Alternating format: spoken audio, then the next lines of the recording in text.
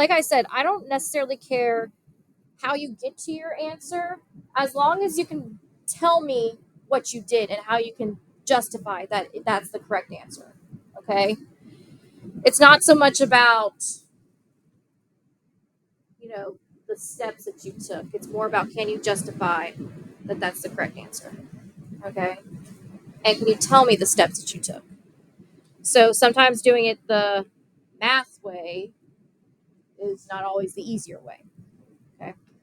And by that I mean algebraically. Okay. So we're going to look at this graph first. And it's frozen, so you can't see that graph. Okay. So looking at the front side of your graphic organizer, so that salmon colored one, so the one that you just grabbed. So it's like an orangish color. All right. That one. Okay. So we are going to be looking first at how to solve this equation right here. So the absolute value of 2x minus 3 is equal to 5. Now, the easiest way to do this is to do it in Desmos, okay? And the way you want to start it is that you first want to break apart the equation into two separate mini equations you can put into Desmos. So what we're going to put into Desmos is y equals absolute value of 2x minus 3 and y equals 5. All right? So go ahead in Desmos. All right? I'm going to type in y is equal to, if you click on your keyboard, the absolute value symbol is right here. Absolute value of 2x minus 3. Then a separate slot, I'm going to put y equals 5. So when you finish, you should get a V-looking graph and a horizontal line.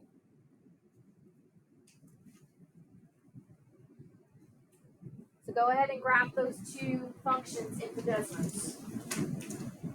So again, what we did is we took both sides of the equal sign and set them both equal to y. All right.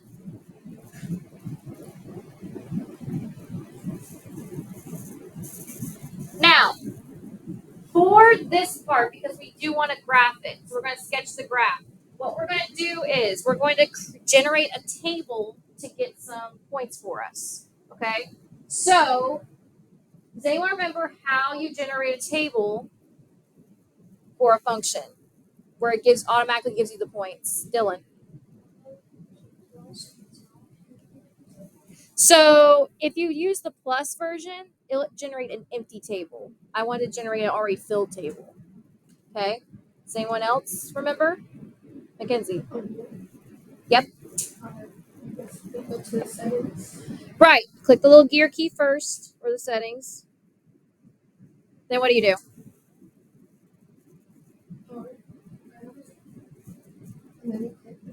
Right. Then you click the little table with the function that you want. So I want it with the absolute value function, so I'm going to click the little table symbol next to it. And it should generate some points for us. So if I ever ask you to graph a function, guys, this is the easy way to get points. All right, put it in Desmos, generate a table. You got some points. And you remember, you can also type in whatever x values you want as well. All right, so let's say I wanted to find 3. I can put 3 in, I get the new number. All right, so go ahead and with the points on this table, go ahead and graph it on your graphic organizer.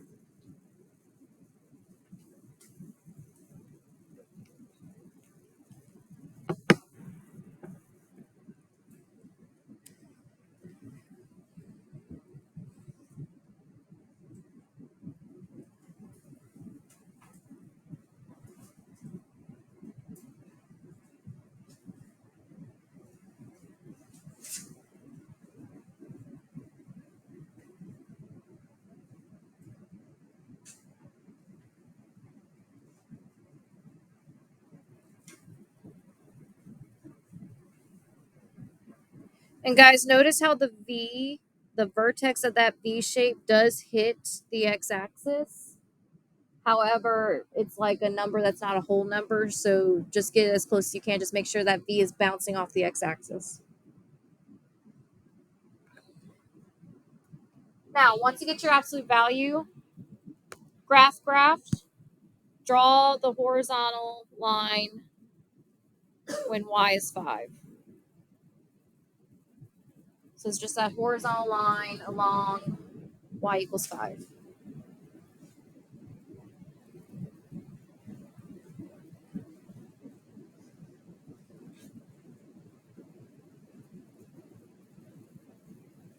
So guys, as I'm doing this on up here, I expect you to be doing it on your computer so that you're practicing it, okay? Which most of you are already doing, so just wanted to throw that out there.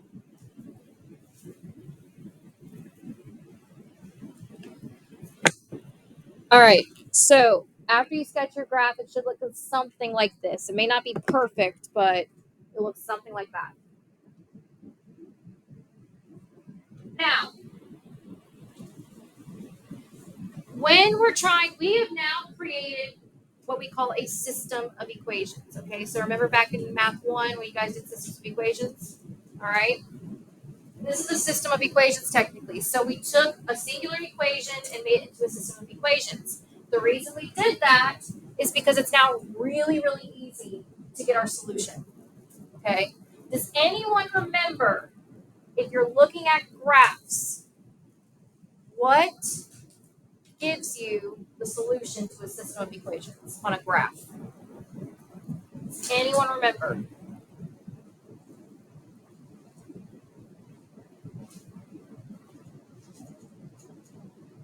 So let's think about this logically. When you're solving just a regular equation, what variable are you typically solving for? X. You solve for X. All right. So on this, between these two graphs, we're looking for what the X value is when Y is 5. All right. So what part of this graph will tell me that part? Will tell me that the X is this when the Y is 5. What part would tell me?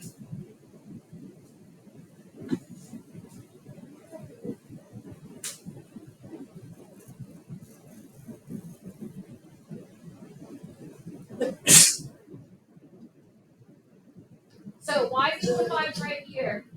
I want to know what X values on this graph is the Y5. So how do I know where that is?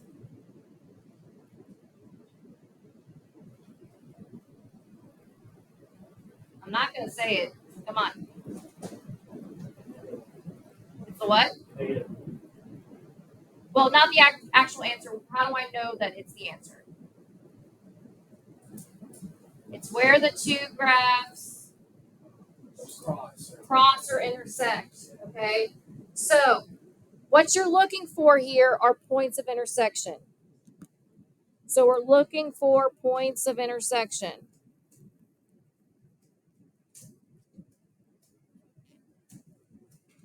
Kaden. So I'm going to use Desmos for these points of intersection so that they're accurate. Because remember, if you click on one of these graphs, so I'm just going to click on the y equals 5, your points of intersection are already highlighted for you. So you can just click them and it'll tell you exactly what it is. So these are my 2 points of intersection, -1, 5 and 4, 5. Now, what part of those 2 points do I want? The X. So since we're solving for X, I only care about the X value of that point. So our solution to that equation, the absolute value of 2x minus 3 is equal to 5, is X is equal to the set of -1 and 4. And again, just to recap, on your graph, we're looking for the points of intersect. So this is -1, 5, 4, 5. And I only care about the X value because I'm solving for X, so I want an X value.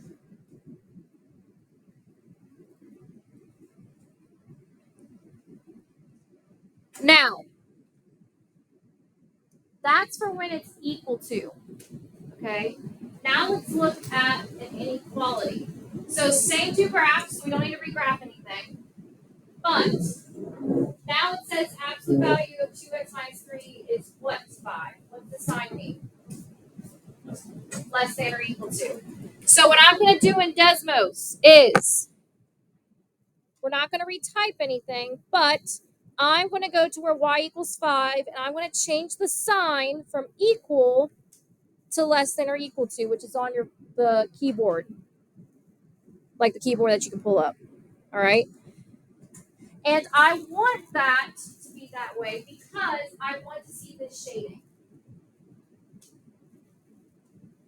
Because remember, when it comes to a system of inequalities, where it's shaded is where we have answers. All right. So the parts of the graph, of the absolute value graph that's in the shading, is part of our solution.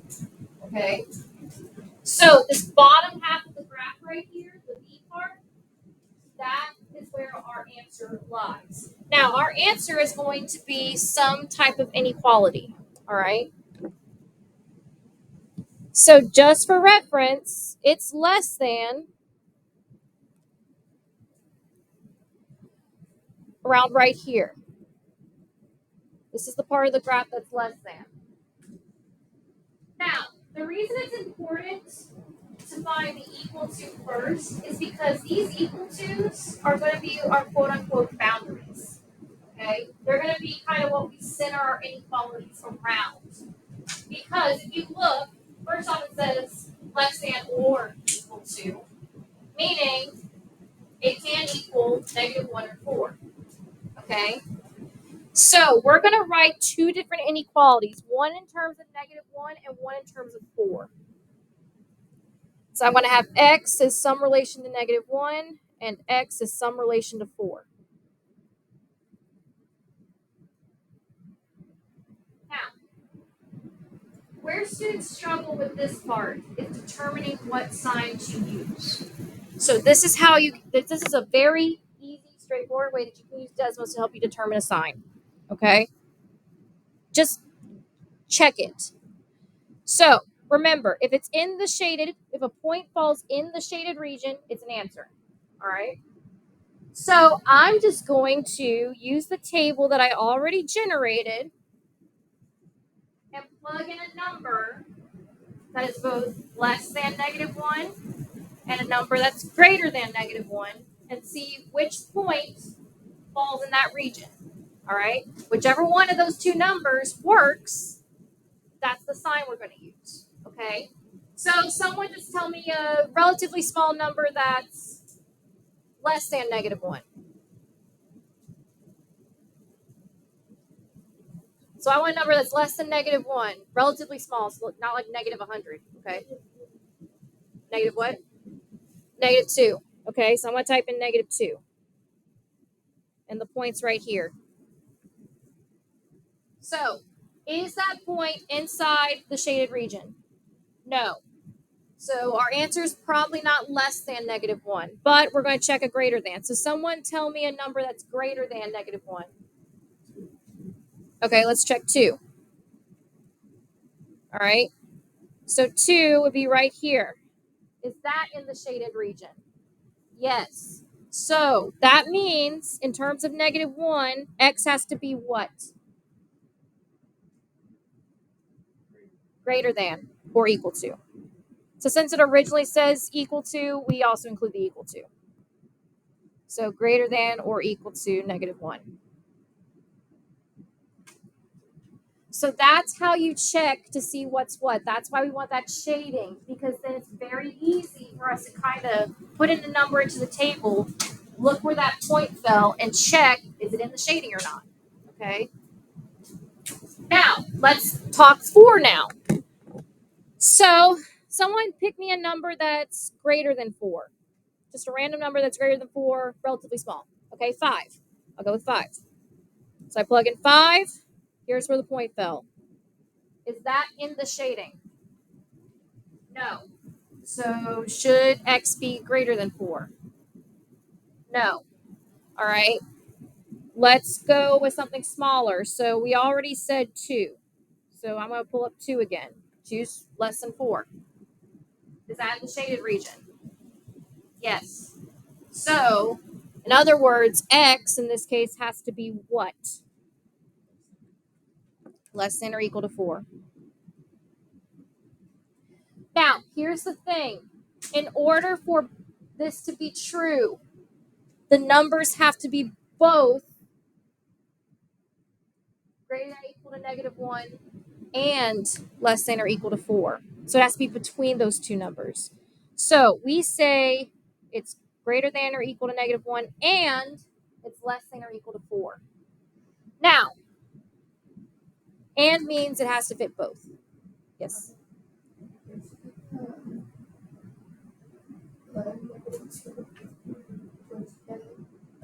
I just pick a number. So you just pick a random number that's bigger than the boundary, smaller than the boundary. And usually I just pick one that's relatively close to the number. All right. So now, this is not the proper way that I want you to write this inequality. So since it's an and statement, it's between two numbers, we're going to write it in a compound inequality form.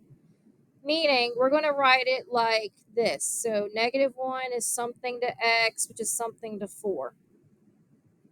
All right. So we're going to combine the two inequalities together because we're basically saying it's between -1 and 4 that our x values work.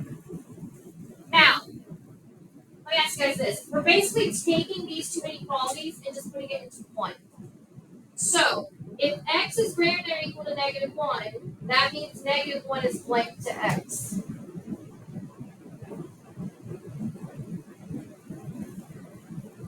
So, think about this logically. X is greater than -1. That means -1 is what to x? Less than or equal to. Good. So, it's the exact same equality. It means the exact same thing. It's just flipped. All right? X is greater than or equal to -1 is the exact same thing as -1 is less than or equal to x. All right? It's just backwards. And then the x is less than or equal to 4. We will just keep that as it is. So if we read it from left to right, we're saying that -1 has to be less than or equal to x, which has to be less than or equal to 4. So we're essentially saying that between -1 and 4 is where our answer set lies. Okay? Does that make sense for you guys? So if you have an and statement, that's how you would write it. It's saying it has to fit both of those two inequalities in order for it to be a viable solution. Any questions on how to solve a less than? So an absolute value that's less than a number. All right, let's try a greater than. So same thing. I'm going to go into Desmos. And just like we did with the less than, I'm going to change the symbol. So y less than or equal to 5. I'm now going to change it to where y is greater than 5. All right, so the shading changed. Now, let me ask you guys this. What happened with the shading? It flips, now it's above, so now it's covering our two kind of end tails of the graph. What also happened? Is there something that's different about this entire picture besides where the shading is? Right, the line here is dotted. And all that means is that it will get really, really close to our boundaries, so -1 and 4, but it'll never actually be equal to them. All right? So just make sure that if it says greater than or less than, whenever you write your answer, you're using that greater than or less than symbol. Whereas greater than or equal to, less than or equal to, make sure you're using the equal to symbols. Okay? Now, same process that we just did. So, first off, like I said, this is where our greater than is going to lie. Those two parts of the graph. All right? So, if this is where it lies, we're going to do the same thing that we did for the less than or equal to. Okay? We know that we're going to need two inequalities that deal with our two boundaries. So x is something in relation to -1, and x is something in relation to 4. And we're going to figure out what that is. And we're going to do that the same way we did it with the less than by the guess and check method. So let's say I picked, let's start with less than -1. All right, so let's say I picked -2, which is right here. Is that in my solution set? So is it in the shading? Yes. So most likely x has to be less than -1. We're still going to check a greater than just to be sure. All right, so let's say 0, which is right here. So when x is 0, is that in my shading? No. So x cannot be greater than -1. X has to be less than -1. All right. Now let's check for 4. So same process. Now we already got 0 mapped out here, so I'm just going to use that for a less than 4. So 0 is still not in my solution set, right? So x probably cannot be less than 4. However, let's say we picked 5 again. Is that in my solution set? Yes. So we can say that x has to be greater than 4. Now, this is not going to be an and statement because if we were to graph it on a number line, they'd be going in opposite directions. We're getting smaller with the negatives and larger with the others. So there's no like cross between the two. So we use the word or to describe that. Meaning, as long as the number that we pick for x falls within one of those two inequalities, makes one of those inequalities true, it's a solution. All right? So and means both has to be true, or means one or the other has to be true. All right?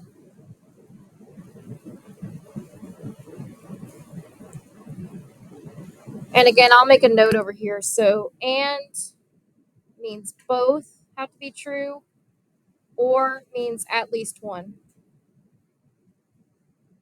has to be true. So guys, for solving absolute value inequalities and equations, this is pretty much it. Put it in Desmos, and then find points of intersection, and then if it's an inequality, figure out what those inequalities are for the two boundaries. All right. Now, we're not quite done with notes yet because I still got to do some more practice with you guys. But for right now, let's do some true or false. So the table here we're going to skip because we basically did that with Desmos. That was supposed to help us graphing it, but we did with Desmos. So let's do some true or false about absolute value. So first off, with absolute value, what is true about absolute value? So if I put a number into the absolute value symbol and I evaluate it, what happens to that number, regardless of what type of number it is? So for example, what's the absolute value of 5?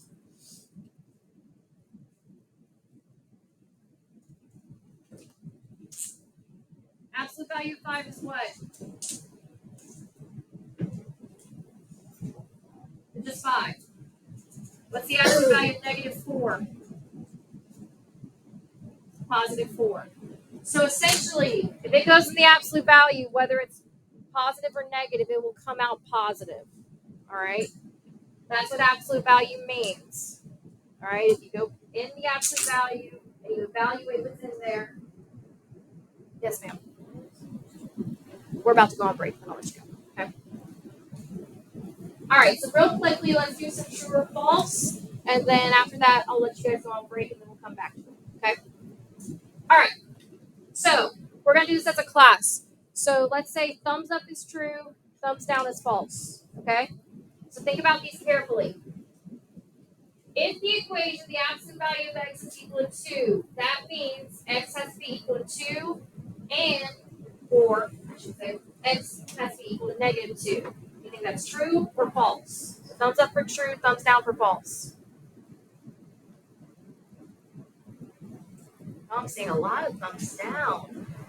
Well, let me ask you guys this. We're saying the absolute value of x is equal to 2. Well, we say x is equal to 2. Absolute value of 2 is what? 2. What's the absolute value of negative 2? 2. I just plugged in those two values of 2 for x. So this statement is true. All right. Whenever you get an absolute value, you're going to get a positive answer and a negative answer more often than not. So this statement's true. Now, the second one, all absolute value equations have two solutions. So every absolute value equation that you will ever see, ever, will always have two solutions. You think that's true or false? So thumbs up for true, thumbs down for false. Okay. I mean, take a guess. You got a 50-50 shot of being it right. All right. See a lot of thumbs down. That's correct. So you can get up to two solutions. Okay, so anywhere between 0 to 2 solutions for an absolute value equation. You can get 0, you can get 1, you can get 2 solutions. So that is false. Now, the equation absolute value of 2x minus 3 is equal to 7 is equivalent to 2x minus 3 is equal to 7 or 2x plus 3 is equal to 7. True or false? So in other words, if I broke apart that absolute value, would I get those two equations? True or false? It's definitely false. So what happens is the sign within the absolute value does not change. What changes is what it's equal to. Because remember, we have to separate. We know that we're going to get a positive answer and a negative answer. All right, for x. So when we break apart the absolute value, we're saying that 2x minus 3 has to equal either negative 7 or 2x minus 3 has to be equal to negative 7. I just realized I said negative twice. It has to be equal to positive 7 or negative 7. All right? Because if we take the absolute value of either of these, will it or will it not give us 7? It will give us 7. So that's how you would write it out. You don't mess with what the expression on the inside is. You mess with the what's equal to. Okay? And again, that was if you would do it by hand. And I'll show you briefly how to do it, but I'm not going to harp on it for too long. So that's false. All right. So just for time's sake, we're just going to go through these quickly. Absolute value greater than 5 is equivalent to x is greater than 5 or x is less than negative 5. That's true. Because if you think about it, absolute value of negative 6 is 6. 6 is greater than 5. Absolute value of 7 is 7. 7 is greater than 5. So this one I do want to do together. X is equal to absolute value of x is equal to negative 5 is equivalent to x is equal to 5 or x is equal to negative 5. True or false? Think about it carefully. Think about what an absolute value does.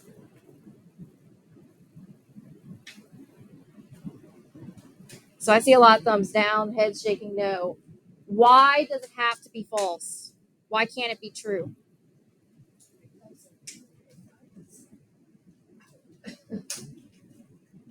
Well, absolute is negative 5. What did we say absolute value does? Does what? It turns your answers positive. Whatever's in the absolute value, it turns positive. Is it ever possible that if we took the absolute value of some number, we'll get a negative number? It's not possible. All right? There's no number from negative infinity to infinity that we could plug into that absolute value statement and get a negative number, ever. So, if that ever happens, it's no solution. All right, so if you ever get an absolute value statement where the absolute value is by itself, all right, and it's equal to a negative number, no solution automatically. You don't have to do anything with it. Now, there is only one solution to the equation that they just stated. That's false. There's actually two. So if you graphed it, you'd see there are two. You should write the. Oh, wait, no, I'm wrong. That's true. Because it's equal to 0. So since 0 doesn't have a negative version of itself, there's only one solution.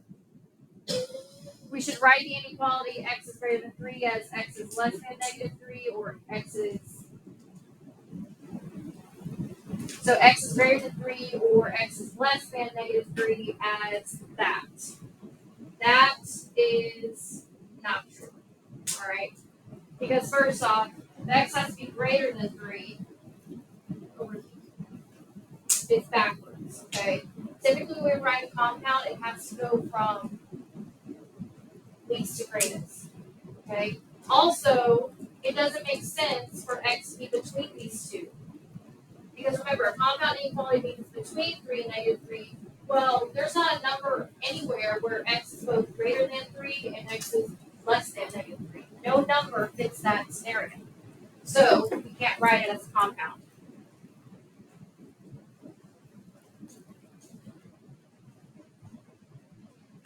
Now, this one's false for the sheer fact that we started with a less than, and then they put less than or equal to symbols. Okay, so if you start with it not having an equal to symbol, don't put an equal to symbol in the inequality. If it does start with an equal to symbol, make sure it's there. Okay. 9 is true because since the 2's outside the absolute value symbol, we can subtract it over, and that'll give us 3 on the other side. And then lastly, 10 is false for the same reason that we can't get a negative number as our answer. All right. Yes. No. Okay. All right. So what we're going to do right now is we're going to take our 5-minute break. When we come back, we're going to keep going over this. So go ahead and make sure you're out by the time the timer goes off. Or back. Good Lord. It's one of those days.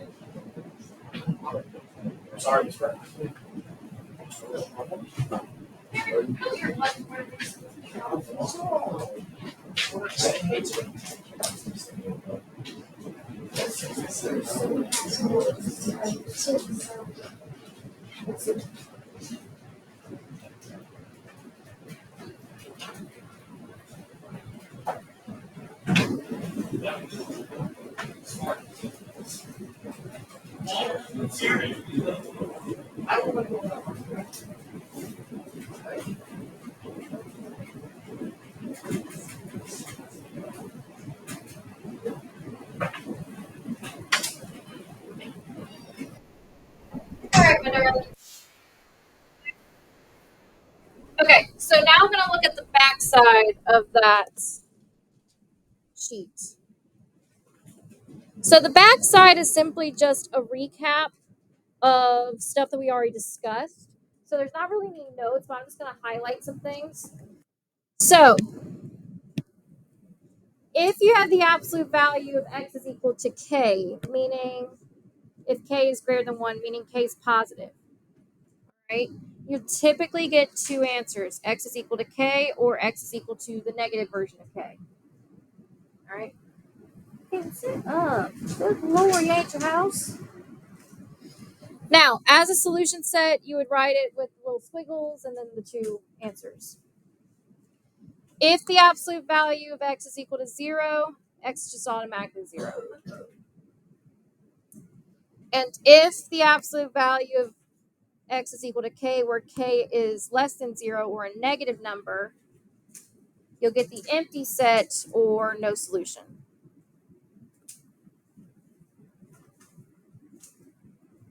All right. Now that's with equations.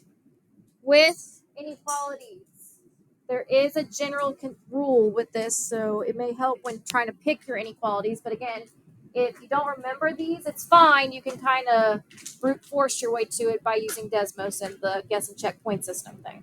Okay. So if your absolute value of x is greater than k, that means you'll have your answer as x is greater than k or x is less than negative k. So you would use parentheses because there's no equal to when you write in set notation. It's the end. So it goes from negative infinity to your negative k, and then from k to your infinity. It's the two. Remember, it was like the top part, the two sides of it that we had. Now, if you were to graph it, they use parentheses. We use open circles. And then they would be shading in opposite directions. All right. If you get, and it's pretty much the exact same thing for greater than or equal to k, it's just instead of just the greater than or less than sign, you have greater than or equal to, less than or equal to. That's the only difference. And if you write it in interval notation, you use brackets instead of the parentheses when you're with the k's. When you're graphing it, it'll be closed circles, still shaded in opposite directions. All right, so that's really the only difference between the two. Now, when x is less than k, that's when we have our compound inequality. So negative k is less than x, which is less than k. It's between the two. That means if we wrote it in interval notation, we would just have the two parentheses, and it'll be from the first number to the second number. Now, if we were graphing it, open circles, because it's not equal to, and then we'd shade in between the two circles. And then for less than or equal to, pretty much the exact same thing. You just slap on the equal to sign, but you use brackets instead of parentheses. And when you're graphing it on a number line, you use closed circles and you still shade in between. So again, these are just kind of general rules. But again, if you don't remember this, Desmos has ways that you can, figure it out on your own.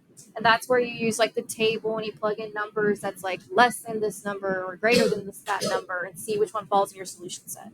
Okay. Now, these last properties are pretty much kind of the same as what we already talked about, so I'm not really going to go through them. So now let's go to your packet. So turn to page 18 in your packet. We're going to go through these very quickly because, again, like I said, we're mainly using Desmos, so I'm not going to go through every little step on how to solve by hand. I'm going to show you how to set it up if you want to solve by hand, but again, Desmos your way out on this one, guys. All right. Desmos is your friend, and we're going to do it with Desmos. Because I'm serious. Honestly, with absolute value, solving the equations by hand, it's not necessarily hard. It's just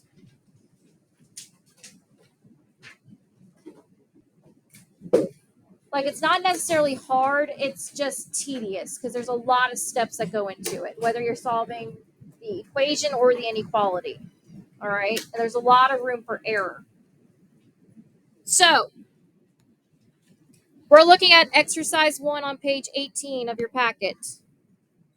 We're going to start with the absolute value of x is equal to 11. So what two values of x could I plug into that equation to make the statement true? There's two values of x that I can plug in for x in that statement that'll make it true. Jonah. Negative 11 and positive 11. All right, so that's the answer to that. We don't even have to put in Desmos. Now, for letter B, we would use that to help us solve absolute value of x minus 5 is equal to 11. Now, if you were to solve this by hand, what you would do is that you would separate the absolute value into two equations, where one of them is equal to the positive version of 11, and the other one is equal to the negative version of 11. And then you'd solve the two equations separately. So you would add 5 to both. X is equal to 16. Add 5. X is equal to negative 6. Now, like I said, that's if you're solving by hand. And this is a very simple example. All right. So it may seem easy, but when we start getting into some of the ones below that, it can get a little dicey. Okay. So that's how, if you want to solve it by hand, that's what you would do. You would break it apart into its positive and negative value, and then solve each equation separately to get your two answers. So x will be equal to the set of negative 6 and 16. However, we're still going to check our answer